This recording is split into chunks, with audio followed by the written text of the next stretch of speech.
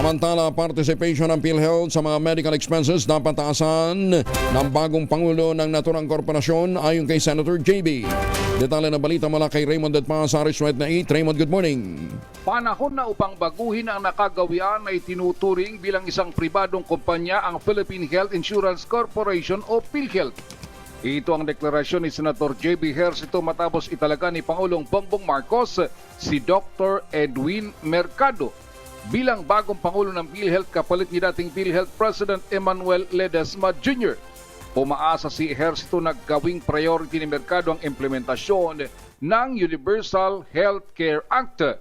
Layunin nitong mapababang out-of-pocket expenses ng ating mga kababayan kapag nagkasakit.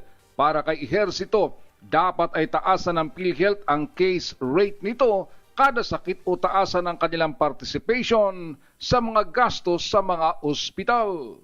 Narito si Senador J.B. Ejercito.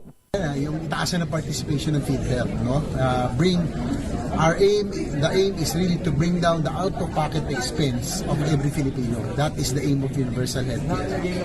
So I'm hoping that the new PhilHealth president will always put that in mind, that our aim is to improve the quality of lives sa pamamagitan pagpapagaan ng medical expenses ng bawat Pilipino. Again, we need to lower the out-of-pocket expense, taasan ang participation ng PhilHealth sa mga medical expenses.